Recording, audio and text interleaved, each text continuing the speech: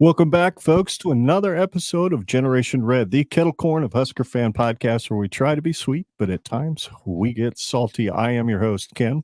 And I am your other host, Scott. And we're a very proud member of the Herd Sports Network. So if you're listening to this show on a podcast app after the fact, you can thank Herd Sports for providing the bandwidth and the audio that you're listening to. If you're watching us live right now, please interact in the live chat. We're going to go through the starters, who we think will be starters on offense and defense tonight. So we'd love to get your input on that. Also, leave us a like. Make sure you're subscribed. And don't be afraid to share this with your friends. Also, if you're watching us after the fact on demand, you can do the same. Like, subscribe, leave a comment so you can let us know what you think of tonight's show. We'd appreciate it. Generation Red is where you find us on your favorite podcast app if you prefer your podcast in audio form only. And at Gen Red Pod is where you find us on Facebook, Twitter, and YouTube. Couple of announcements real quick is first and foremost, we have a new segment that will be debuting on our game recap shows starting on September 1st, and it's called the Coach BA Breakdown, where Coach BA, who's been in this studio, has been on our show before, is going to send us some clips of an offensive and a defensive player too, so that we can watch them and be able to see what it is we actually saw. Because Coach knows the game from a field level. We know the game from the couch level, and that's basically about it. So we're really looking forward to doing that. That'll add just a little bit extra to our game recaps, and make sure you don't miss all the recaps that Coach does on his YouTube channel as well, because they'll be a little bit more extensive than the things that he'll be sending to us. Let's see here. Hail Varsity Yearbook. Tonight is the last night you can actually take advantage of getting the Hail Varsity Yearbook and benefit our podcast at the same time. If you want to get ready for football season, you can order the Hail Varsity Yearbook by using our referral code GENRED. That's GENRED, and 10% of the purchase price will go directly to support our show. Features exclusive interviews and access. Get the inside look at the 2024 Nebraska football season. You can order yours today at herdatsports.com. So don't miss out on this exciting opportunity to get your hands on the yearbook and support our podcast. Also, we've mentioned it many times before, and we will keep doing so up until the bye week, which is Saturday, October 12th, 2024. And if you're a golfer like me, you can deal with the bye week blues by playing golf. So come play golf with us. Go to our website at genredpod.com. There's a link at the top of the page that says play golf with us. If you're listening to this show, that's how you do it. Or if you're watching, take a look for this graphic on our website, and you'll click on that, and that'll take you right to the registration page. You can register your foursome, and there's also a link there to be a sponsor. Do us a favor, if you don't feel like you could participate in the event, or you don't have the extra scratch to be able to help be a sponsor, we could use a pair of hands out on the course. So if you'd like to volunteer to help out with the event, please send an email to genredpod@gmail.com, and we'll get you on the list. So with all of that, that's about that. We've got a buddy here tonight, another guy that's been a lot of fun to hang out with on his streams as well as on ours. This is his second appearance on our show. A lot of the reason that our podcast has seen a little bit of growth, our YouTube channel has seen a little bit of growth in the last couple months, has been due to a lot of the advice that I've gotten from this gentleman. I'm proud to call him a friend. I really appreciate the time he has spent talking ball with us. And please welcome from the Nebraska Football channel at the Voice of College Football, Mr. Justin Adams. And if I had the applause button within arm's reach on this roadcaster, I know. I don't think I have my buttons on right now, or else I'd hit it for you. But no, I appreciate the introduction, man. And all I did was kind of give a couple of tips to get y'all, visible, and y'all did the rest though. So you are the reason it converted people to subscribers and all that. So yeah, happy to be here. It's always a good time. It's been fun to see how things have gone just by doing a couple of those tips, and just making things look a little bit more accessible. It's certainly a lot of fun, and I've put it out there. Y'all. We're 148 subscribers right now, away from 500. If we get to 500 subscribers by the time Nebraska kicks off the season on August 31st, I will shave my dome and I will live stream with a bald head until Nebraska loses their first game. Now, maybe you're not subscribing because you don't want to see that. I get it. That's You were fair. supposed to buy me my tattoo, but then you changed your mind. I got to finish my neck tattoo. So Yeah, finish your. You know what? The original post I put out there on Twitter was I was going to get a tattoo because yeah, that's kind of what the NBNR guys are doing. But I didn't want to, crap where they swim. So yeah. I felt it was more important to come up with my own thing. And maybe it's deterred people. Nah, I ain't subscribing now. I'll wait until after the game. Then I'll subscribe so I don't have to see that noggin. Trust me, it's not as ugly as you think. Um, anyway. Right up there on the graphic there on the screen, the overlay says recruiting updates. I know there's been a lot that's kind of been going on this last week, Justin. So we'll just let you have the next few minutes and anything that you've got on your mind or your heart when it comes to recruiting and how it affects the program and what you think these coaches are doing to really have such a positive influence in this sphere. Knock yourself out, man. Yeah. Overall, just kind of the most pressing issues are, of course, the David Sanders, the Isaiah Mozee, and Michael Terry. With David Sanders, it will officially be 4 teams that he's choosing from. It'll be Georgia, Ohio State, Nebraska, and Tennessee.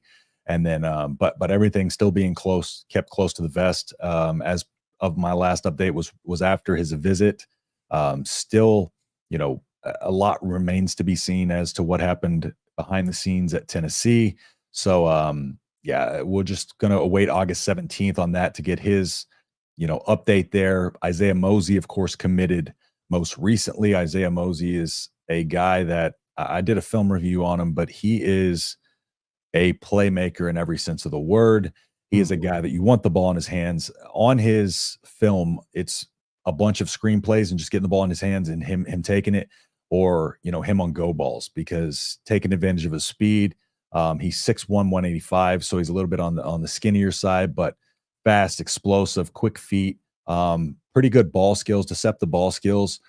He can go up over guys his size or smaller, and good concentration, good hands and focus. Occasionally will catch with his body, but it's very, very rare. But it's just the way he operates, his change of direction, his ability to stop on a dime. He's just very good with his lateral movement, agility, and the sky's the limit with him. With him, Raiola and Jalen Lloyd, in this offense with Malachi, hopefully getting another year under his belt coming into next season. The sky's the limit with the playmakers that this team's going to have on him. Isaiah Mozee really is so good as a deep threat and a screen guy. Probably can stand to develop a little bit more of his route running across the entirety of the tree, kind of like Jalen Lloyd did. But that's something that Matt Rule will work with him on. And also, since Jamal Mosey is going to be working with the offensive specialists, he's going to be working directly with his dad, which is really, really going to be able to help kind of get through to him. It's that comfortability there with his dad being on staff, on top of the development that these guys want to do. He was Isaiah Mozee was very, very complimentary of Rule and what he's doing at Nebraska. So, Isaiah Mozee continues to be, it's one of those guys that he fell under the radar with the 3 big names that were coming. And it was kind of like, if Isaiah Mozee had just come by himself, though, or we didn't have the news of the David Sanders, Michael Terry stuff, that would have been a much, much bigger commitment and news, in my opinion, just getting him the visit and the potential flip. So, I couldn't be more excited about the Isaiah Mozee. He's our top rated recruit in the 2025 class. So, good stuff out of there. And it's just, right now it's continuing to kind of build that 500-mile radius and get these guys, out of Isaiah Mozee out of Lee Summit, Missouri, being able to kind of lock down that Missouri, Kansas City, area where Nebraska used to have a good foothold in and hasn't lately. So that's a good little, another get from there. And it's a matter of, with kind of like, you got your Vincent Shavers of the world and stuff like that. It's one of those things where if these Miami kids get an opportunity on the field too, the kids from Miami are going to see that as well, and it's going to help increase recruiting out there. So a lot of factors going into the season can really help our recruiting in terms of the hotbeds in the state of Florida. But overall, we're kind of just waiting in the 2025 class. a few guys that we're battling for, but not a lot of news. It's very quiet out of that on the front with the future class currently. So yeah, main update, of course, is the Isaiah Mozee commitment, and then the David Sanders announcement coming very soon. So Coach BA's got a question for you. I think interesting. What did we do to land Mosey? Maybe add a caveat into that besides fire his pop. yeah, because Oregon fans had been very, like I said before, lukewarm on his commitment level. Oregon did get another receiver in their class, and also there seemed to be some kind of disparity in transparency behind the scenes with Oregon, and he wasn't getting quite the information, all the information that he wanted. There was information that he wanted to be seen if he was being treated equally, as the other recruits and people on this team. Mhm. And he just didn't feel like they were being fully transparent with him. And so of course his dad coming over is a big part of it, but that was also another thing. If he wanted to go there, he would have went there. But I just think Nebraska is way more transparent as a program than they were being, at least in this case, because Oregon's probably got bigger fish to fry. Or they got they may be looking for a 5-star when Isaiah Mozee is just as lowly a 4. You know what I'm saying? So I just think his treatment and overall experience was better at Nebraska because he was treated more like a priority because he is. And so I think that it resonated well with him, and just the connection and being in the building and kind of seeing what we're building here, because he had been to Nebraska many times visiting before. June was it Mother's Day week? I can't remember, but June 14th, I believe he visited, but he visited as an Oregon commit. And then of course the most recent one was just kind of ironing out the details of his flip. So that video breakdown that you did, outstanding. I've never seen, let's just put it this way, I've never seen more pauses just as a play was starting and then stopped and said he's about to do this, and I watch, I'm like, holy cow, he did. How do you see that? I watch video like that and I go, oh crap, nice move. What I don't see is all the nuances and all the things that goes into making a move, because somebody can lazy leg somebody all day long and it's like, oh wow, that's a cool little lazy leg. I just don't understand what goes into making a move like that happen. So I really appreciate how you did that. It certainly brings a new depth to watching a huddle video. Thanks for doing that, and thanks for providing that service out there for all of us yahoos that really don't look that deeply into recruiting and probably should. So absolutely. I just try to make it to where, everybody can kind of understand, whether you understand it a lot or understand it a little. So I've just always been a student of the game and back to my time playing. So are you still leaning about 50-50 on Sanders, or is he looking more like a lean toward Tennessee? I'd seen both sides out there on that wonderful app on our phones that we all know is absolutely 100% reliable. I kind of talked myself into the 50-50 when I was on your show last time. I was 60-40 in the beginning of the show, and then I talked myself into 50-50 later. But the reason why I was 60-40 is because Tennessee got the last visit. And again, the Nebraska visit couldn't have gone any better. I would say Nebraska would probably potentially have a leg up in this if they were the final visit, but that matters. And so I would still put it at probably about 60-40 Tennessee. But if you would have asked me 2 months ago, it would have been a lot different of an answer. So sure, it's crazy how Nebraska was able to make up that ground in the short amount of time they had recruiting him. So I put about a 60-40. Okay. You got anything, Scott? Well, I just wanted to know from your opinion, when it comes to the visitation dynamics, I guess as like an ignoramus here, when it comes to the last visit, my impression has always been that the last visit is most important because it gives you a sense of recency. Or I'm now having this thought, does it more just have to do with just the built-in bias? Like you're going to save the best for last. Whenever you're eating your meal, you're going to save that last bite of steak for your last bite. So you already have a built-in bias of what you want to pick. So by him picking Tennessee, is it more of just oh, it's just the most recent flavor he tasted that's going to make his commitment choice a little bit more skewed to Tennessee? Or is it just the intrinsic bias, or is it both? So it in this late in the process, the order of the visits would be hard to tell if he chose that order or if those were the dates available for those teams, because it was in a little bit of a period where they were able to get these last few visits in, and so was it before fall camp? So was it a matter of those were just the dates available, or he chose Tennessee to go second? I would think probably the former in that. But it has I do think it has a lot to do with recency bias. And another thing too is they can get a feel on that final visit for what the other teams have presented, what the other teams are kind of offering. And so those discussions become a lot easier when you're the final guy in that, and what everybody else is kind of bringing to the table. Then you can kind of lay out the bigger package. You can be like, okay, well, if they're doing this, here's what we'll do for you. So I do think in NIL that also has a factor into it. Although NIL wasn't his main thing, neither is it with Michael Terry. But yeah, that the both of those, the recency bias, and then just them having that last little move, like they have the I guess the advantage over everybody, just being able to kind of see what everybody laid out and make a better offer. That makes sense. That makes a lot of sense, because I've always kind of struggled with trying to understand the dynamics of the recruiting environment because like for me, I think like if Nebraska did a good enough job, then if Tennessee doesn't uphold a certain standard of recruiting, visit,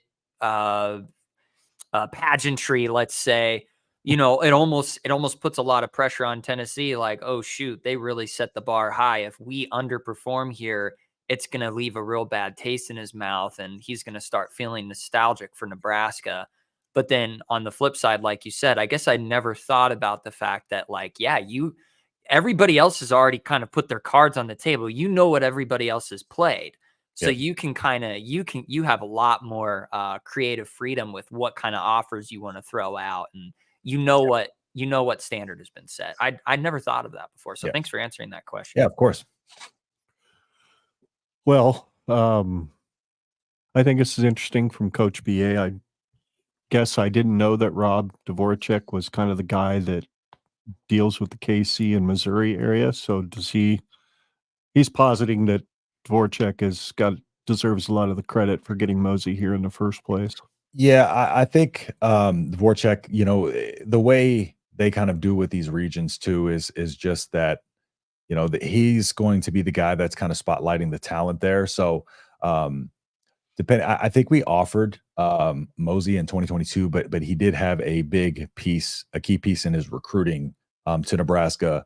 But along the process, so he did do a good job of establishing that relationship, helping get him on campus and kind of building from there. But I think the main way that the staff does recruiting too is the way they do it is kind of it's like a group thought kind of deal where they'll put the players, they'll put some film up there and they'll have everybody in the room write, the names of the players that they stood out to them, and then Matt Rule will kind of get those and he'll take the group's kind of thoughts on those. So he'll do that, and then he kind of has each person who specifies an area. So Dvorak is that Missouri area is starting to get a little bit of traction. So he is doing a good job of kind of regaining somewhat of a foothold. There's still a lot of work to be done in that area, but he is doing a really good job. For sure. Yeah, and I think it's a good. The KC and better half of St. Louis area is a great pipeline for Nebraska to tap into, just because regional. There's a lot of recruits that want to go out and branch out into the world. They want to go to their East Coast. They want to go to their West Coast. They want to go see the coasts and all that stuff, get out of the Midwest slump. But there's a lot of kids that want to stay with mom and pops. They want to be around their family. They want to be around, their core group of friends. And I think that the better Missouri area is definitely an area that we should tap into a lot with the Rule regime. And I mean, obviously there's a lot of dynamics with the Mozee commit, his father being one, Dvorak being another, and just like you kind of alluded to earlier. I mean, Oregon is a top program in the nation right now. And when you've got 3 5-stars and you're kind of number 4 on the list of recruits for that year, it's kind of easier to look at Nebraska, who's I hate to say lower on the totem pole, but that's just the reality of it. But yeah, no, I think that the Kansas City area is a great place for us to really, really dig our heels into. Yeah. It's just like 4.5 hours away. Like, that's great. I love the way that Rule has kind of set these regions up, with guys who just know those areas, know the hotbeds of recruiting, and just already have connections there. He was very strategic in how he hired people, as we know, trying to make sure that he had people that had connections to the areas that he wanted to recruit heavily. And so, yeah, Voracek, just as time goes on, he's going to continue. It's a slow grind to try to rebuild a foothold back in an area. But I think a recruit like Mozee, and if he comes out and gets playing time and is able to get some traction, and that'll only increase our ability to recruit in that area. And again, that 500-mile radius being of the utmost importance in terms of roster retention. And at a developmental university as Nebraska is right now, that's got to be, you got to retain players. I have one just random off the cuff question. I know that we want to get into the meat and the bones here, but you're good, bud. You're good. Talking about recruiting and pipelines and dynamics and appeal and just attention grabbing. This is the biggest question that I've had with the Dylan Raiola commitment. And if he can play out fruitfully for Nebraska productivity wise. What kind of recruiting dynamic does a 5-star quarterback like Dylan Raiola bring to Nebraska if he remains in the program for the next 4 years? Does that change the entire dynamic of what Nebraska's recruiting reach can be? Or is he just a drop in the bucket? Is he just a flash in the pan? We caught lightning in a bottle. We're never going to see a 5-star, caliber impact player again. Like what? What's your opinion on that? Like, is he a game defining and game changing player? Yeah. I without a doubt. I think we've already kind of started to see a little bit of that with the David Sanders. David Sanders really only became a target of Nebraska and became on Nebraska's radar when Raiola came over from Georgia, because they were both being recruited together to Georgia. The peer recruiting ability of a 5-star, naturally just 5-stars have way more pull. They have, bigger followings. You look at Raiola's following, you look at some of these guys, it's just and players want to play with those guys. Like, players want to go play with winning programs. And what is the thing that people pay the most attention to when it comes to winning? Well, how are they recruiting? And of course, his 5-star status matters for the first year, maybe 2, but he's also got to get out there on the field and improve it. But it's one of those things where it will start a snowball effect where you'll see maybe 1 come in the class, and then next year we may get a couple, 2 or 3. We've already started seeing the visits change, whereas before we weren't even getting these opportunities, getting in these 5-stars, like final 2s, final 4s, especially getting late in the process, getting them onto campus. The way we are, it's just, we've already kind of seen the fruits of that labor pay off. It's going to be a matter of how he plays on the field too. But if he can come and show that this offense, because the offense needs to put on a bit of display, especially to get some of these skill players and stuff like that. So he's going to have to show that this offense can be dynamic and really play to the receiver's strengths as well. But I have no doubt in my mind that he's going to come out and showcase his abilities. Excellent. I am of the opinion, Justin, and I know I'm not alone in this for certain, that even if a guy like Sanders or Terry commit elsewhere, that if Nebraska starts off hot and say Tennessee stumbles a little out of the gate when they hit conference play, there's nothing that says that you're not going to flip. We flipped a 5-star already. And he's probably the reason why Sanders was even on campus in the first place. You never know. Yeah, that's one of those things. It's these commitments aren't full until they sign that dotted line on National Signing Day. So, the camera went bye-bye. Hit a butt, hit a thing, hit we a had like thing. Don't know an what it old- was. We needed an old cable news little beep there. That was crazy. It's never done that. That was weird. It seemed like when you moved, did you hit like a cable or something? I don't know if I hit anything. Well, yeah, there could be. I might have kicked a camera cable down here. To those listening, my dad's camera kicked off there. Luckily, he's got a spare camera It's already linked up and ready to go. I keep expecting to hear the national anthem every time I see that. Oh, yeah. Clearly, it's time to upgrade the Yes, you're right, Coach. I apologize. That was my good camera, too, or my good lens, not my good camera. My good camera is the wide angle, but anyway, let's move on to the fun stuff. Let's talk about who we think we're going to see play offense out of the gate this year as starters. We had initially thought we were going to do a 2 deep, but based on the fact that we're already a half hour deep, it was probably a good idea to limit it to starters. Yeah. So who's going to light this offense's fuse? I like starting because when I first set these slides up, I was like, we'll start with Dylan, right? Because obviously we're all going to pick Dylan as a starter at quarterback. But then I got to the defensive side of the ball and I started with the guys up front. And I'm like, well, offense doesn't go anywhere without these guys up front. So I'm going to start at left tackle, which surprised me. We were all not. We've got one outlier. You and I, Justin, were lined up with Turner because he's done it. He's the experienced one, whereas Gunner is the guy getting a little bit of buzz in camp. So I can kind of understand maybe where you're coming from, Scott. What is the rationale? Not that I'm calling it into question, but just the idea that hit your mind that said, yeah, Gunner's the guy that's going to be the blindside protector for Dylan. Oh, I just thought it would have been funny. That's literally the only reason, is like, let's see what happens when a freshman goes out there. No, of course Turner Corcoran is probably going to take that spot. He's got experience in there. I just am like, I wonder what happens with the freshman right behind Teddy Prohaska, because he's been the guy who's been training behind Teddy. He's a big dude. He's serviceable. He's a freshman, so he's got a little bit of a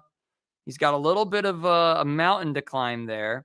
But yeah, obviously it's probably going to be Turner Corcoran. But who would I love to see? I would love to see Gunnar Katula, just because that would show me that their development behind who is supposed to be the starter, Teddy Prohaska, with Gunnar being right behind him as his protege, that would show that our coaching staff is doing their job. Is Turner Corcoran potentially more capable? Of course. He's had, well, let's see. What has he been? He's a senior, is he not? He should be. He's been in the program since 2020, I think, 2019. He's been here for a while. But yeah, no, I just picked Gunnar just for the memes. But also because, like, if we want to see our offensive line take the cake, I mean, I guess Henry Latovsky can take the role behind Turner Corcoran.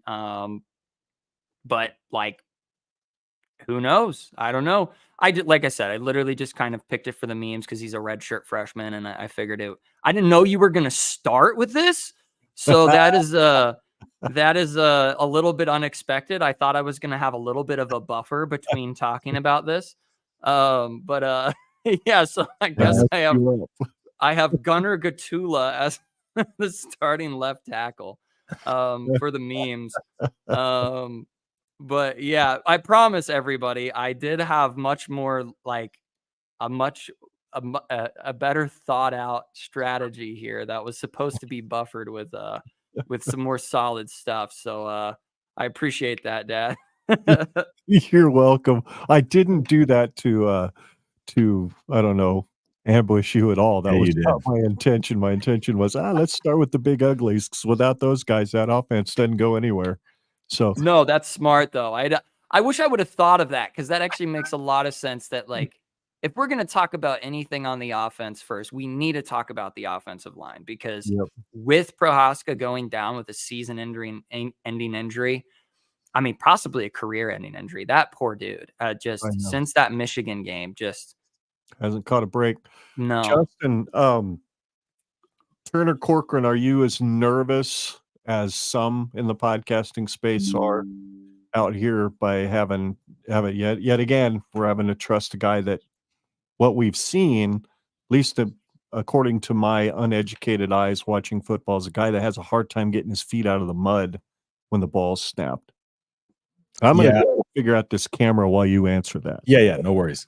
Yeah, so the one thing that keeps me from jumping on him for Corcoran and fully panicking is the fact that we have, 1 year sample size of Raiola being able to develop, these guys. So I want to give Corcoran a chance as a starting left tackle, and I think Gunnar Katula is going to be very, very good. We saw Justin Evans Jenkins last year as a redshirt freshman be able to come in and play really well. So I'm not saying he can't, but like you said, it's just an uphill battle. Corcoran, he's one of those guys that he has all of the tools to be really good. It's just he has to bring it together and play consistently. And so again, 2 years under Raiola. Let's see what happens. Again, I don't want to. We don't know how much he developed over this offseason. So let's just let it play out and see before we go full blown panic. It is not a good thing by any stretch, but I don't think it's the end of the world either. Because the one way, he's going to have to go out there and prove himself. Corcoran knows this. He knows that he needs to go out there and play lights out, because he could fall to second string if he plays like he has in the past. So I think he'll be ready to go, and hopefully we'll see an improvement this season. Well, my confidence is in the fact that they are confident in him stepping in at that left tackle spot. Yeah. So if the coaches are confident, if Raiola, Donovan Raiola is good with him stepping in the left spot, and if young Dylan is like, yeah, go get it, Turner, because he trusts that he'll be safe in there. Yeah, and I'm good with it. So let's move on to, I think we all dead on for right guard. We all have Justin Evans. I haven't heard him referred to as Justin Evans Jenkins so much this year. Sorry. A lot of people say he's kind of dropped that. So. I gotta stop. I gotta get out of that. Like it's just habit at this point. I know, but that's so much more shit to type. but I was referencing him as Justin Evans Jenkins for last season. So yes, I got you. I got you. I like that. I like him at that guard spot. I thought he was good last year. I thought he got better and better as the year went on. And that left side was getting some pretty decent push on some of those inside runs. So yeah, I like seeing him. To me, it looks like he's locked to be that left guard for sure. He was first out on all the number one drills when we were at the practice Saturday night, Coach BA and I. Those 5 offensive linemen that I think are going to start were the guys that ran out for every number one rep. So any other thoughts on Justin Jenkins? Anybody else? You want to move on to center? He's a Justin Evans Jenkins, or Justin Evans, sorry. He's a really I'm going to struggle with that. Excelled in pass blocking. Needed some work in run blocking. So if we can see those two things balance out, he has the potential to be one of our highest graded linemen this year. So cool. I think you're right. Cool. I think he's got a really high ceiling. Yeah. He just has such good hand and footwork. It's just a matter of getting the right timing to things and experience. Yep. Mm-hmm. And then just building with our strength and conditioning to really, really fine tune that physicality that he's gonna need as he develops. I mean, because he's only like 19 years old. He's young. 20. He's got a little bit of maturing to do physically. So does Gunnar Katula. Well, this one is pretty simple. Yep, that was pretty easy, no doubt about it. I think I don't know. He looked ready to play last year for sure as soon as he stepped in. And I don't see any reason why we're going to see a drop off, especially with as experienced as he is. He's going to have to call out some protections. I know Dylan's got to see some things at the line too, but ultimately, Ben's got to make sure that everything's cool for his quarterback back there, and he gets the ball to him fairly reliably. There was a few low snaps on Saturday night, but overall, I think he's going to be pretty good. Yeah. Ben Scott, he's one of the best centers in the country, so he's without a doubt going to continue that. Okay, do all of you have wood around you? No, why? Yes. Okay. Oh, yeah. So I know that we're not going to talk too deep, but the question remains. I think center on our offensive line is an important position to consider. Who do we put behind Ben Scott if we have Justin to? Evans. Isn't that who's Justin been? Evans? He can move. Yeah, Justin Evans can rotate to center as well. Okay. He's I couldn't. I was asking that as like, for one, just like I think it's important. Yeah. But also because I'm kind of uneducated with that specific. That would be a bad day, though. Yeah, it would. We lost Ben Scott. Yeah, you lose Ben Scott. That sucks for sure. I just want to know. So if I have to go into panic mode at some point, like, who's coming in here? He's been fairly healthy for most of his career, if I'm remembering correctly. So, knock on the fake Formica top wood in here. We'll be all right. A particle board's good enough. If you have cardboard or a piece of paper, it's all wood. Yeah, I've got that dining room table's in here still too. But all right, moving on to right guard, we've got Micah Mazuka, I guess is how it's pronounced, because that's how everybody's saying it. That's what you and I have, Justin. You've got Turner at right guard because, of course, you had Gunner playing left tackle. So, seeing as how that's probably not going to be the case. Yeah, Scott Corcoran over Mazuka. That's a good one. I hope you put Mazuka somewhere else on this line, at least, because he is a monster. Mazuka is going to be a stud.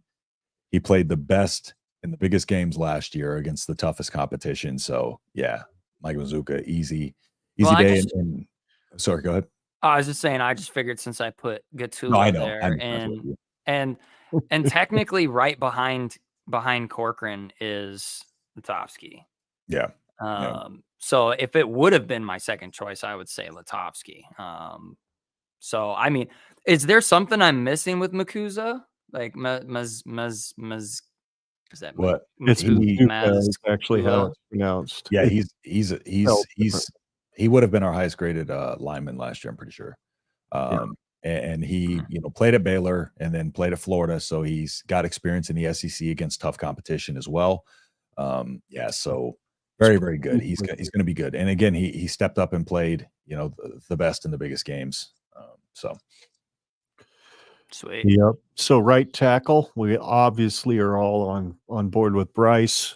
The fact that he came back for another year, he had a grade. He probably would have been a low round pick, later round pick in the NFL. And the fact that Rule said right out of the gate when he got to Nebraska that Bryce is an NFL guy, and to see where he has turned to since, Greg Austin was fired and Donovan Raiola came in.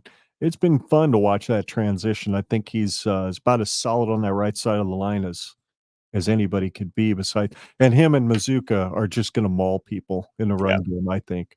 Yeah, that right side of the line is going to be solid for sure. All righty. Any other thoughts, Scott? Will you move on to the next one? Nope. Offensive line's going to be weird. We're all in it on Thomas Fidone II. Let's hope that knee holds up. Let's hope that he's that third down. I tell you what, Justin, I meant as soon as I put this slide together, I made a mental note. I needed to make sure I mentioned on all those College Football 25 uploads of the simulated games this year, third down, almost without hesitation. If it's 3rd and 6, 3rd and 7, freaking Fidone is getting the ball. Go to Fidone. Yep, he's getting targeted. He's getting the ball. So I think Scott and I both talked about that on our the 10 video where we were like, yeah, this guy's going to be that third down safety blanket that's not only good to get the first down, but also make a big play after he catches the ball. So, yeah, I'm putting him as the clutch player of the year. I think he ends up being our secret. Well, it's not so secret weapon.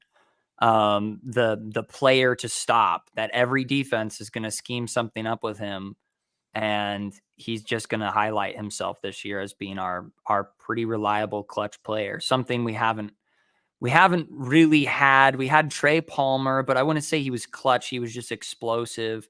We just haven't had a clutch, super clutch player in a very long time. And I think this year is the year where we have one. And I think it's Thomas Fidoni's year. And he's still only a junior. He could have an explosive year and dip out to the NFL or even stay another year. It's really sky's the limit for him this year, I think.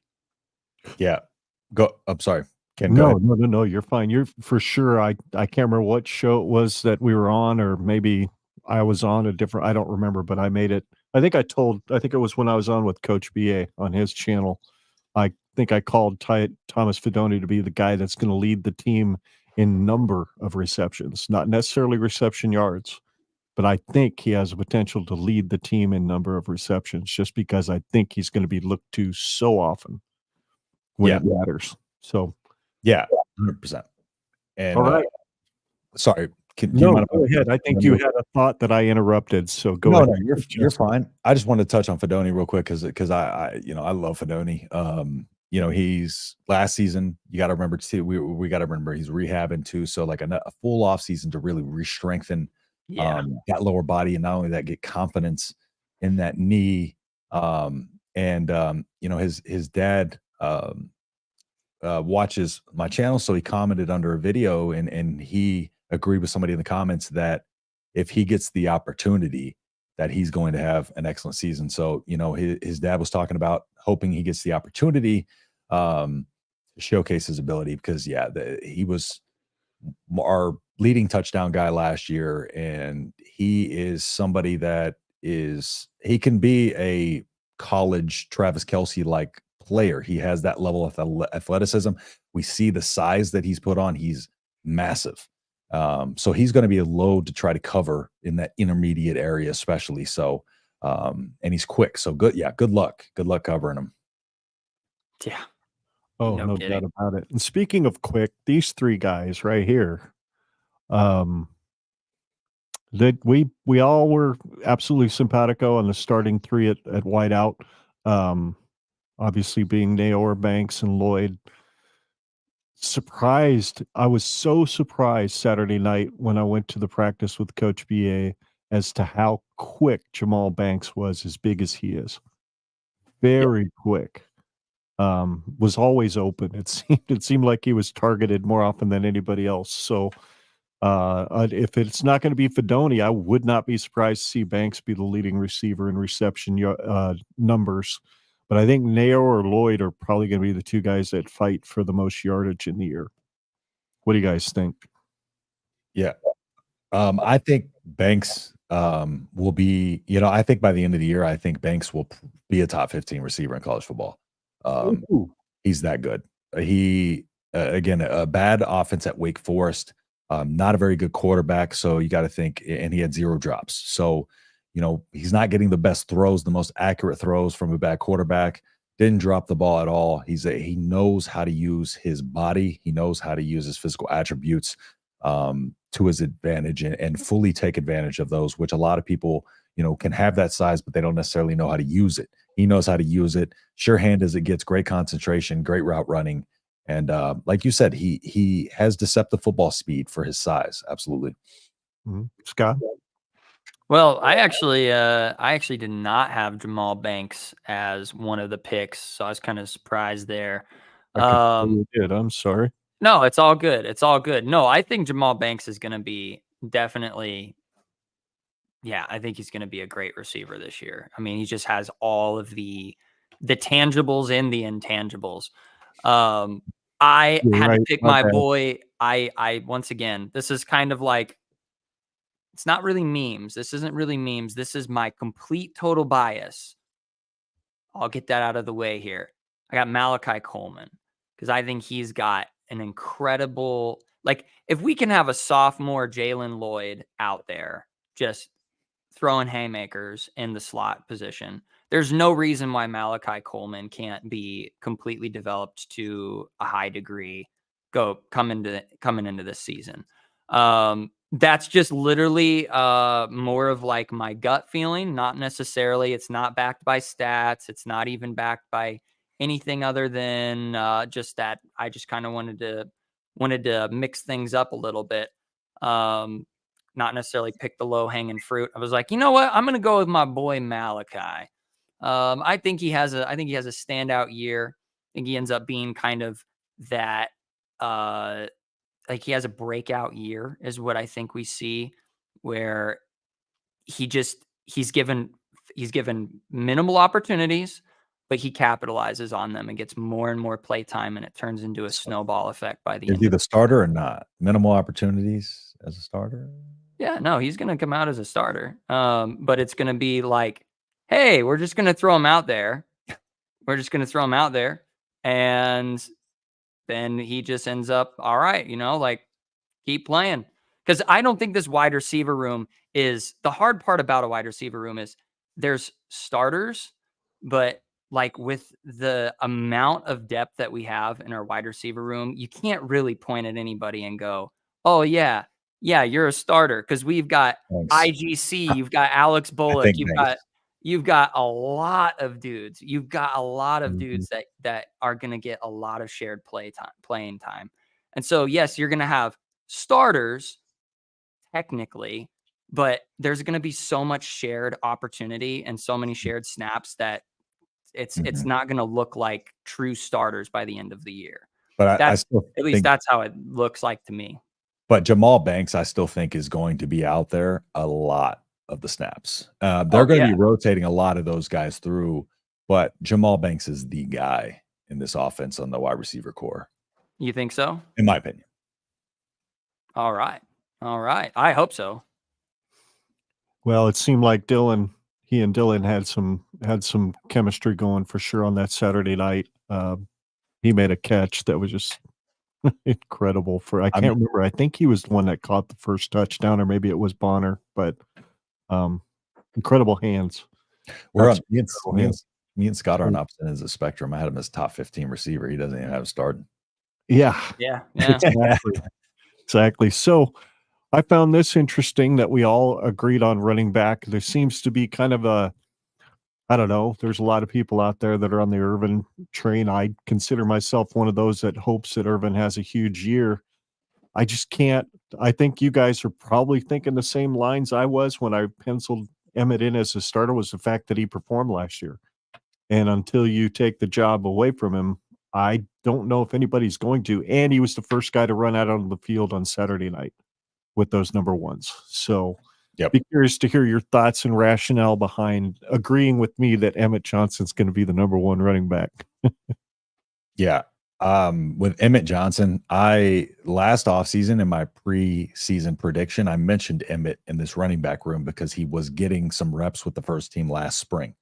And so I wanted to see him mixed into that rotation heavily last year. And so I'm glad he did get opportunity. I don't like the injuries, of course, but I'm glad he did get the opportunity because Emmett Johnson he's one of my favorite players on this team, if not my favorite.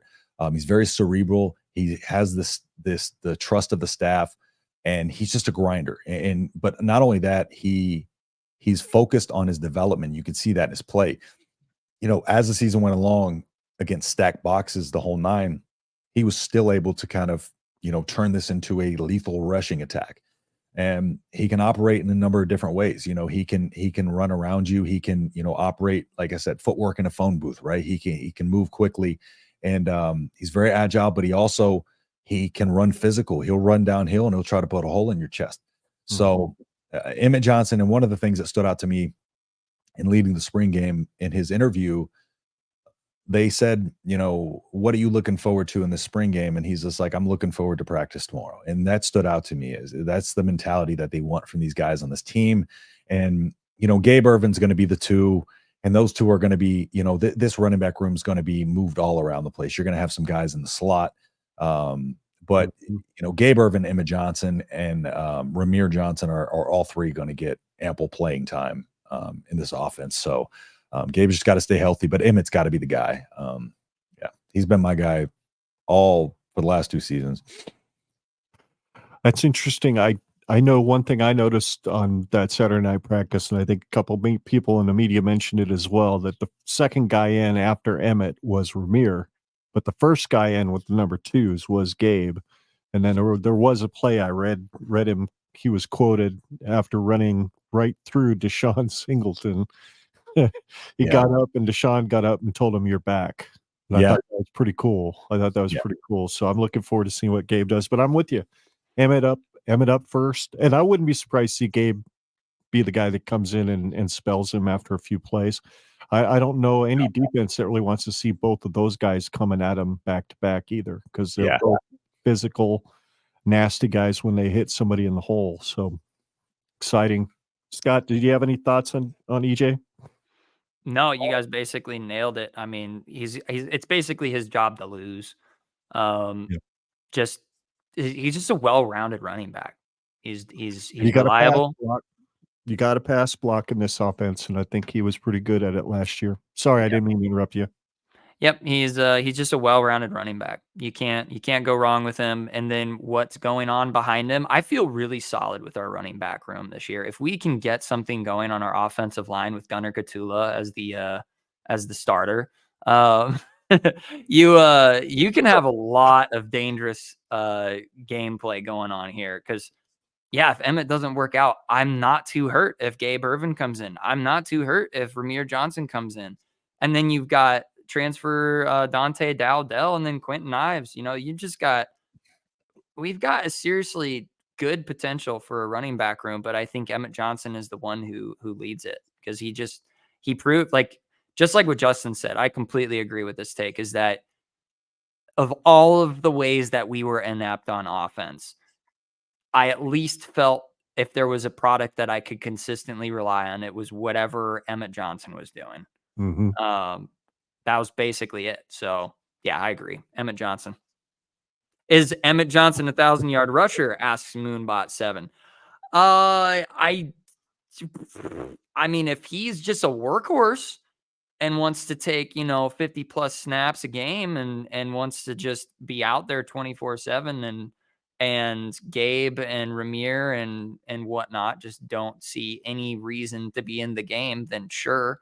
But I think that we end up rotating a lot of guys in there. So I could see him being with a freshman quarterback, and the dynamics of this being year 2. And, let's try and just play logical football. We're not trying to go razzmatazz 24/7. Let's just hand off the ball on first down and play it smart. I could see a world where we have close to 1,800 yards rushing between our 3 running backs. That's what I see. Yeah, I'm not sure I see 1,000-yard rusher in the room, because I don't think this offense leaves room for a guy to, unless he's breaking off 50-yard run every game. Yeah. I just don't see, but they want those explosive runs though too. That's what Rule said. He said, "I love seeing these guys take that 4-yard gain, juke a guy, turn it into 8, but I want to see it go 80." Yeah. So they want explosion, not just from the receiver room, but for the running back room. So is it possible if this offensive line figures it out? Yeah, it's possible. I just don't know if this particular offense is designed to produce 1,000-yard back. Certainly could produce 2,000 yards from a running back room, though. I have no doubts about that. Yeah, I think, he has the ability to beat, but, there's so many things that go into that game script. If Nebraska's playing a lot with a lead, then of course they're going to lean on him a lot more for carries. But I kind of like y'all said, the rotation's going to be so heavy, and I think they're going to, a lot of times they might ride the hot hand. They if one's struggling, they may just throw. If Gabe's got a hot hand, they'll ride him. So I think it's just this positionless style of offense. And the offense they run is not designed necessarily for a 100-yard rusher. At Baylor, I think Satterfield's offenses were averaging about 120 some odd yards a game on the ground, about 260 passing. So you got to think that split up between a few running backs, it's probably not going to lead to 1,000-yard rushers. So. Right. Tuck in the live chat says, let's just smoke Colorado. I don't think there's a Husker fan alive that's not completely in your corner there, Tuck. The problem is I think they're going to smoke themselves before we ever get to them. So yeah, they are dumpster fire in the middle of a lake over there right now. There are some crybabies on Twitter, that's for sure. No doubt about it. Well, and then of course, the creme to la creme quarterback, we've got Mr. Henrik Harburg. Wow. There it goes. Phew. I almost picked Henrik Harburg for the memes, but I figured there was enough of that going on. I was like, okay, I got to take this semi-seriously here. I got to act like I am a podcaster who, like, trying to give useful information to listeners. But yeah, no, obviously it's Dylan Raiola. I think if you were going to troll, this would be the one to do it on, because everybody's like, yeah, right. I was listening to a podcast today, and I don't remember which one. I think it was I don't want to turn that one on. I think it was the Cuzcast or something. And or somebody had played a clip of audio of Rule on a talk show, one of the talking head shows, and he said something to the effect of really talking up Dylan, and he talked about the other quarterbacks, but he said he feels comfortable with the way that Dylan understands and runs the offense, all but naming him the starter at this point. I think that's really the only thing that's left, is to name him. But I'm pretty confident that he's the guy. And I think, like we said, he jumps us out to a decent start, say 4-0, 3-0 going into conference play, and 4-0 after the first conference game. I'm sure somebody like Sanders and somebody like Terry are going to be keeping one eye on Lincoln for another 5 or 6 weeks, just to see, maybe we don't need to be so quick to pull the trigger at this place. This might be the place to be over here in the Midwest. So yeah, especially if the offense shows some explosiveness. Mm-hmm. That's what those skill players want to see. Yep. They want to be dancing in the end zone. Yep. I'd certainly be here to watch it for sure. Speaking of here to watch it, I bought 4 tickets, or 4 sets of tickets for the 3-game mini plan just today. So we'll be going not only to UTEP, we'll be going to UNI, we'll be going to Rutgers, and we'll be going to UCLA. So shoot. Yeah. Yep. Nice. No Colorado. It wasn't part of the mini plan for obvious reasons, because those tickets are only like $60 a piece. Yeah. So it's like, they're still like, SeatGeek still got them for like $300 right now. And I'm like, God, I barely spent that much on a set of 3, so I'm happy I didn't look up out there. So anyway, well, now we're going to get to some variation in our picks, which comes to the Blackshirts. So let's say, who's going to get a black shirt? We're all in 100% agreement when it comes to the man in the middle. That would be nose tackle Nash Hutmarker, who's going to be playing this season at approximately 25 pounds less than he weighed last year. Justin, didn't he play at about 335? Yeah, he was, I think, and then he cut down to like 265 during the wrestling season. And so they're 285. 285. 285. Sorry. Yeah. So they're going to want to bulking him up a little bit, but I think the biggest thing with him, because, a benefit of this 335 is you can be a little bit leaner. You don't have to have necessarily 350 pounds of weight on you and be successful here, because he's just trying to wreak havoc in that middle, trying to draw doubles. So that way, we can have numbers on the offense. And so, he's just the wrestling in itself. Wrestlers to me are the most in shape people. They work the hardest of any sport, in my opinion. It's brutal work. So he's going to come in, he's going to be in tremendous shape. He's also got the benefit of kind of getting a little bit more experience and learning how to move people around. Wrestling will teach you a lot of, it's all just mechanical moving bodies and giving yourself an advantage. And so, Nash is going to be a monster this year. Absolutely. I'm so excited to see what he does. He's going to be nasty. Nasty. Nasty. Any thoughts there, Scott? I'm looking forward to watching him play a little bit lighter, be a little bit lighter on his feet, just to see if he stays as explosive and as strong off the line, which I have no doubt he will. Yeah. Saw him that Saturday night, and you just don't realize. I'd never, I've hung out with guys before in the off season. I've met offensive linemen and stuff in the off season when they're not in game ready shape. Holy buckets, man. Walking up to Ty Robinson, I was like, yeah, this is not a gentleman that anybody wants to trifle with. Large human. And then Nash was right behind him. And I was like, my goodness. Yeah. Thank you, Jesus. We got these guys and we're not playing against them. Yeah. Could you imagine running around that at the edge? Oh, yeah. No, thanks. no, thank you. No, thank you. So moving on to this is where we've got a little bit of difference. I think we all obviously agreed on Ty Robinson being a defensive end. Scott and Justin, you're on the Jamari Butler train. I know Cam Lenhart played some defensive end last year, and I thought he looked pretty good as a freshman, big, strong. So I kind of went with him as where my mind was at, because I thought I've seen Butler play some jack too, didn't he? So with Butler was our leading sack guy last year. He is versatile. He can move around, and this defensive end room is so stacked that a few of these guys are going to get rotated in. But Jamari Butler, being our sack leader last year, had to go with him at the end for sure. All right. Yeah, and I just went with him just because he just has more game experience. He's a junior, or just more physical experience.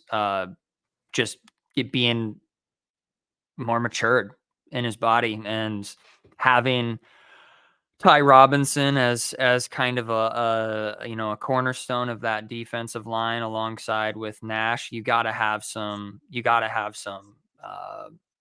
like-bodied individuals in there. And yes. Mm-hmm. And Cam, I love Cam. I love me some Cam. I was gonna put him in there, but like I said, there was enough parity going on with my offensive stuff. I was having fun with that. I was like, all right, I need to chill out. I don't think it's a bad thing. Cam Lenhart's a stud. Oh yeah, no, I think it's going to be a 1-2 punch with those two guys. I have no doubt in my mind that by the end of the year, they're going to have basically the same amount of snaps, because they're going to want to develop Cam. Cam's going to be an absolute monster, and if you can get him in a lot this season, that would just pay dividends in the long run. I honestly wouldn't be surprised if Cam starts. I would not be surprised, at least bit, but I think it ends up being Jamari. Would be a little surprised. No, I wouldn't be surprised.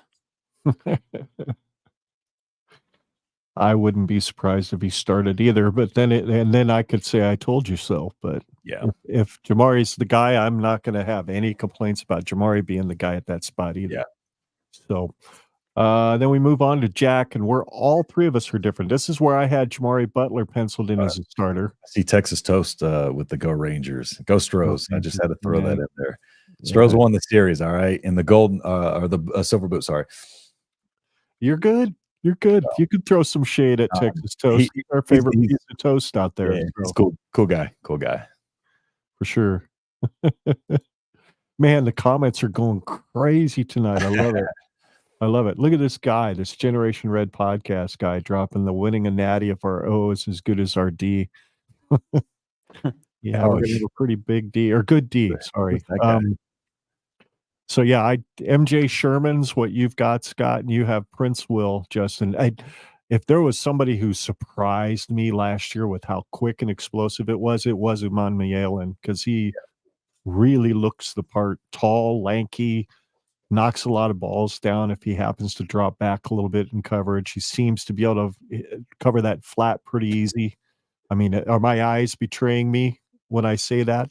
But no, yeah, I mean, yeah, he's versatile as it gets, and I think he's too good, and just the way he showed out and had a breakout last year, I expect this jump to we're going to see an even different level of Prince Will, especially with what I've been hearing, out of the offseason. But yeah, I love him as a jack, and I just think jack position in general is in really, really good hands with their coach Jack. But yeah, I just think Prince Will's too good to not be on the field as a starter. I think he needs to see most of the time there. And MJ Sherman is excellent. Well-spoken guy, got a great head on shoulders, does everything the right way as well. And Jamari Butler, like we said, he's very versatile, but I think he's better served on the end. But absolutely, just like the players are so versatile that like these could be, it's one of those things where these guys could play in these other positions, but I just think their best fit is where we got him. And Prince Will is just too good to not be a starter on this defense. Sure. Interesting comment from Moonbot here, just to kind of go back to a little bit on the offensive line depth is getting some work against the depth of the D has got to be paying dividends. I agree. That same interview I heard from Rule, I think it was on Husker Online or something, where he said something to the effect of that he was kind of frustrated with the fact that the offense had been playing very well. He says, I have a tendency to get after the defense, and then I realize our offense is better. Yeah. It's gotten better. We're actually pretty even from practice to practice to practice as to which side is winning the war. So that only bodes well. That's kind of goes back to it gives me those ooey gooey feelings from the 90s when the best team that Nebraska played every year, they played in practice. Yeah. So, and you got to think about it this way, that offensive line getting a lot of different looks from that 3-3-5, that's going to make them better as well. oh, for sure. The complication that they have to deal with to make calls for at the offensive line, and Dylan has to prep for Yeah. at the line before he starts a play, Yeah. can only be better having to face these guys and facing a white front. And the fact that 50-50, like Coach BA said on the show last week, about 50-50 of the snaps, they were walking the jack up to the line of scrimmage, so they're rushing 4. So he had to figure out where the pressure was coming from, whether it was going to be 4 or 3 or maybe 5 on a delay. Because you can drop 8 men in the box with a 3-5 too. You can drop 8 men back. That's the unique thing of this defense. Beautiful, especially when you've got somebody like Nashty in the middle that's going to stuff up the run and let those inside linebackers make some plays. Speaking of which, these are our inside linebackers that we selected. Just so everybody knows, we didn't know. The only person who knew what the guys selected was me. But they didn't know who I picked, and they didn't know who each other picked. So we each all agreed on Javen Wright, Buddha Wright, and then Scott was on John Bullock. I get that completely. I thought he was outstanding in the second half of the year last year. Yeah. And Stephon Thompson struggled at the beginning when he first got here with the whole concept of how to do things at Nebraska, but it seems like he's really come on. He looked pretty good on Saturday night at that practice. But I would like to reserve the right to say that even though it's not on the slide, I have a weird feeling that by the end of the year, if not by injury, there's a really good shot that Shavers and Stephon are going to be either swapping that spot and Shavers gets that black shirt and or they get split in time because Scott, he's coming on hard. I can't believe you're doing that to me. I can't believe you're doing that to me. Stephon's my guy. I know. I'm sorry. Stephon's my guy, man. Shavers is kind of my guy. I like that dude. Yeah. With Stephon, I think when he came on, there was a little different standard for him being an upperclassman and already having played under Tony White before. I think they just really had a high standard for him coming in here. And I think, there was a little bit of growing pains at first, him being at Syracuse the year prior, Tony White not being there, a different standard, different type of deal. But like you said, he came on strong over the course of the offseason. He's at Syracuse, because he has familiar with 3-3-5. Again, he played it at Syracuse, but,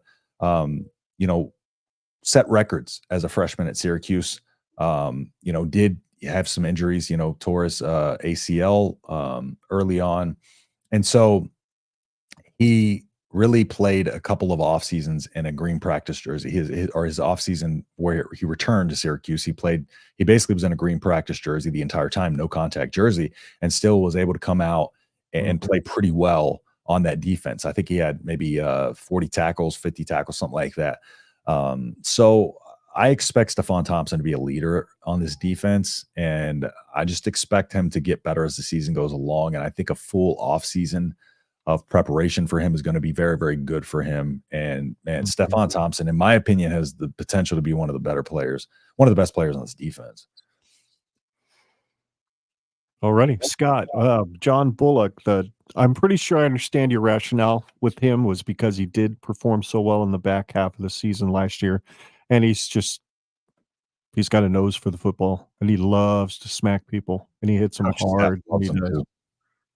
Yeah, yep. I just like him. And then he's a senior. He's got a lot of experience on this defense so far, and I think it's his job to lose. I have a sneaking suspicion that he will lose it, but I'd have no doubt in my mind that he takes first snap, just because when you have a defense that's as experienced, when you get 7 seniors and 3 juniors, at least from my perspective, you have 7 seniors and 3 juniors, and then there's that one position that you're going to have to throw a sophomore or freshman in there, which we'll get to.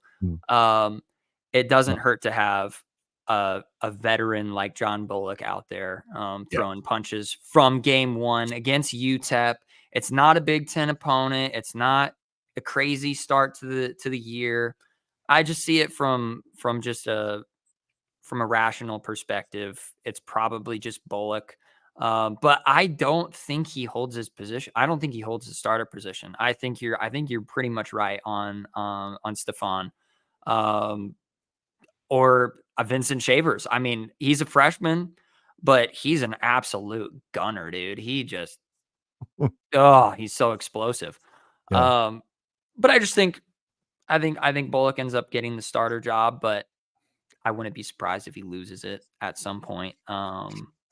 It would make me sad, but at the same time would make me happy, because it's like that just means that we're even that much better on defense. Much deeper. Yep, for sure. Yep. Sleeping on my boy on. Yep, I got to hand out your all, but here's my take, unless it wasn't already covered. Vincent Carroll Jackson will have a breakout year. Have a great night. All righty. Good take, Toasty. Appreciate you. Have a good one, Texas. Have a good one. Be safe at work tonight. Yes, sir. Moving on to Rover. You and I, Justin, are in simpatico with Isaac Gifford. To me, that's his spot. It has been his spot, and it's his spot to lose. But I got to admit, Scott, I'm intrigued by the idea of Malcolm Hartzog, because I was standing by the fence when he walked up to give some kids some autographs, and I always thought of him as this little dude on my TV screen. Holy, this dude has got pipes. His arms are as big around as linebackers' arms. I mean, they were huge. I couldn't believe how big he was. So I could see that. I could see him being a guy. I did not pick him as a rover. Hmm? I didn't pick him as a rover. I picked Malcolm Hartzog as our safety. Yeah. No, I picked him out as our I should have. I must have mixed them up. Because I did not have Malcolm Hartzog as our rover. Right. That's been Isaac Gifford's job this whole I must have gotten which is up. The rover as Malcolm Hartzog. Oh, that's my bad. And you had strong safety Isaac Gifford. Oh, that's my bad. Yeah, I mixed that. Right. I screwed that one up. That's my bad. I was like, wait, what? We are all simpatico then on that. So, well. Yeah, no, I don't see why would it. No. And I did that whole Malcolm Hartzog about how big his freaking arms are, and now he's not even going to do it. Hey, you can still talk about badass arms in a little safety. You still can talk about his arms in a little bit. We got a whole slide of him now. Yes, we do. There's the safeties right there. We're all pretty much obviously on board with Deshaun Singleton, the man who brings the wood, and then Marquise Buford Jr. I think is probably Huey. Would you have put Malcolm in this spot, Scott, instead of Isaac? Is that where you had Malcolm Hartzog at? Yes. That's where I had Malcolm. That makes sense too. Either or. To me, Malcolm Hartzog and Marquise Buford are like interchangeable.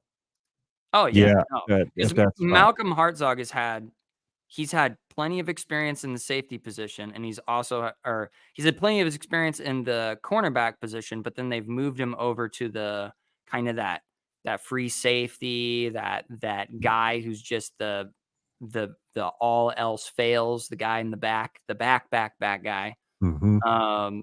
I think there's a reason why they've been training him up on that, is because he's gonna probably take that. But it's also Buford. I think you've got pretty much an interchangeable position at safety with Buford, Deshaun Singleton, and Malcolm Hartzog. You just have a great relationship between all those guys being able to do that safety position. I'm almost like I do think Hartzog will probably, depending on the health of Blyhill, maybe be a depth guy cornerback though early. And then because I knew they do want to move him to safety, but they weren't able to completely move him to safety officially because of the lack of depth in the cornerback room with Bly getting injured. We'll see how that goes. But now they got Sia Wright, so we'll see how that goes. But it's probably going to come down to Blyhill's health and that regard, and just the overall health of the cornerback room. For sure. So speaking of healthy cornerback room, there we go. Scott, you think that Blyhill will be back in time to actually become a starter? You thinking he starts right away or maybe later in the year? I think he is the starter. I just don't think he starts game one. Like he would be. He would be the starter. And they did say that he is looking like he's going to recover quicker, but whether or not he has he's going to have some dust he's going to have to knock off. He's on the 120 man camp roster. He's just not in any contact drills of any kind yet. So. I totally forgot about Sierra Wright. I did not have him on my radar at all. That would change a little bit about my perspective. Yeah, because I had Blyhill if he's healthy. Blyhill is just I'm with you too. I think Blyhill is the guy if he's healthy game one, but if he's not, but he's healthy by conference play, I have no issue with him running with the starters in conference play for sure. Yeah, he's 6'3". He's Sierra Wright's 6 foot, so a little bit different. You like that rangier Blyhill out there on the outside. But Sierra, speaking of knocking the dust off, didn't play large portion of last season, and still, showed out at that practice. It was good to see that because we were curious to see how he was going to look. So I do think he can step in and fill that cornerback 2 role. But when Blyhill is back, it's his. Again, so 6'3", rangy, knows how to use his frame, and he's going to get better. Underclassman, he's going to get a lot better. So really excited to see what he brings. And Sierra, like I said, he's 6 foot too, so you can even move him, around a little bit, not too much. You want to put some size on him, but he is going to be a solid cornerback. But it's just hard to steer away from those guys who are 6'3" with those long, rangy arms. And then, of course, Tommy Hill. We all agree on that. Where do you guys see? Just talk about him for just a minute. Do you think he's going to have one of those seasons where the hype is so huge that there's so much pressure he just maybe doesn't have quite the season he should? Or is he just going to blow up and everybody's going to be like, oh my goodness, where's this kid been? Top part of the second round, maybe low part of the first round, kind of a draft choice season? Yeah. Scott, did you want to take that or?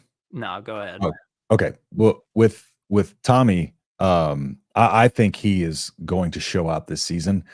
Reason being, if you look at his tenure in Nebraska, not this last season, but the season prior, right? In the Rutgers game, he was out on the field with the wide receivers as a wide receiver depth option, right? And so they didn't even have him fixated at a position coming into last season. He was kind of on the outside looking in of like the cornerbacks in the rotation. And he just got better as the season went along. And as they focused in on, he was able to just focus on the cornerback position. He just got better and better as the season went along. And like I said before, he graded out PFF wise with the likes of Kamari Lassiter, Kool-Aid McKinstry went 41st and 42nd overall in the draft, and that is a draft where defensive backs slid to, they weren't starting to get taken until late first round, picks 28 or so. And so he also put size on. He's put about 15, probably 20 pounds on. And so now he's going to be able to step up and be able to be a run stopper as well, if need be, and be able to fill the gap. And so you need those guys in the secondary and tertiary level that are able to be able to come down and fill those gaps and stop the holes. And some people were wondering if the size will limit his speed. I don't think we have to worry about that, because the benefits of what he's going to get from having that explosiveness in his lower body and just that extra weight, because it's good weight that he probably put on. I don't think it's going to affect his speed. It might affect his straight line speed, but football speed I don't think will be affected, because I just think he's going to be a more dynamic player, a more versatile all-around player. So I love Tommy O. Yep, I'm right there with you. Everything you said, and I don't need to say any more because you already said it. Not that I didn't know it already, because we don't need experts on our show like you, because we know everything already. I'm not getting bullied for my follower count or subscriber count this time, though. No, you're not. That was only your channel is way bigger than ours. I'm getting bullied in the comment section. Yeah, that's okay. You'll be okay. You'll survive. Yeah, I'll be all right. That pretty much wraps up the show for tonight, guys. First of all, Justin, thanks for being on. Of course. This was an absolute blast. I love doing these kind of shows, and I love having other people on the show that help us be able to process information a little bit better, maybe a little bit more accurately. So your input is really appreciated. And you had some input that you put into another show earlier today. So why don't you let everybody know what it was you were doing earlier before you got on here? Yeah. So earlier today, I was on the Husker Army podcast doing a recording there. So y'all can check that out. I believe tomorrow around, I think they said around 4:30, 5:30. And then also on my channel, I posted it about probably like 2 hours ago now. I did a floor, ceiling, and then a realistic expectation outcome type of vibe. Understand, because I did get a comment about my floor prediction. Understand that it is called a floor for a reason, right? Is in the catastrophic failure. This is the worst case scenario, in my opinion, based on what we have. So don't jump on me for my floor like one guy did, not understanding what a floor is. So Yep, I get it. Do you have any future content ideas, things that you're going to be putting out on your channel that you're willing to share? Yeah, I got a few things coming your way, or coming y'all's way. Again, I'm trying to work out kind of when I'm going to get a video with Gabe Irvin. He's going to be coming on, or I'm sorry, not Gabe Irvin. Anthony Grant. Anthony Grant's going to be coming on the show.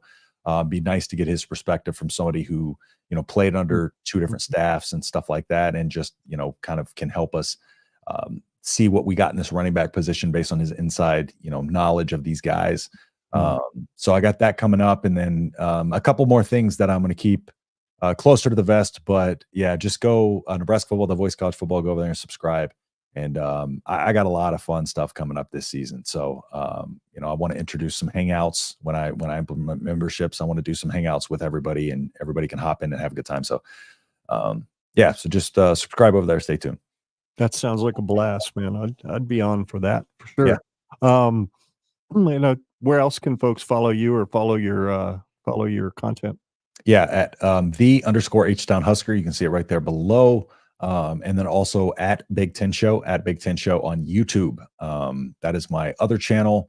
So we took a hiatus while my co-host was moving. He was moving to Austin. And so we are firing that back up within this coming week. We had about 30 videos posted, got to 1,000 subscribers. So a lot of good stuff over there too coming for y'all. So make sure y'all go over there, check that out, and stay up to date on your Big Ten foes as well as the conference in general. It's a great channel. I really like what you guys do over there. It's a fun panel discussion that you guys, it can get a little spicy, which is cool. Yeah, yeah. You gotta love it when it gets spicy. So Scott, I know you're probably not on Twitter yet. Nope. See, I feel like you're like the eyes on Big Podcast now, because for the longest time, Big Kurt wasn't on Twitter either. So I'm feeling like you're channeling your inner Big Kurt. So Well, if that's the case, then I feel honored because Big Ben Kurt he's an outstanding gentleman. So Yes, he is. Good dude for sure. You can follow, of course, us at GenRedPod on all the socials, namely Facebook, Twitter, and YouTube. Generation Red on your favorite podcast app. If you want to listen to the audio version of the show, make sure you give us a like and a subscribe on the YouTube channel. Give us a rating and a review on the audio show, available on all your favorite podcast apps. So for Justin Adams and my son Scott, we are Generation Red tonight. 3 of us. We've had a lot of fun. This is an awesome place to be, and Husker football is right around the corner. Don't forget, our Husker football preview series of short videos is dropping daily on our YouTube channel. The next one should drop at about 9 o'clock tomorrow morning. Video number 5. So make sure you don't miss those. And of course, like and subscribe. So until next time, he's Scott. I'm Ken. Together we are Generation Red, and we're here to chronicle Nebraska's inevitable return to college football greatness, one podcast at a time, because there's no place like Nebraska. And Iowa's corn sucks more than Colorado ticket prices. That's about right. That's about right. All right. Thanks, guys.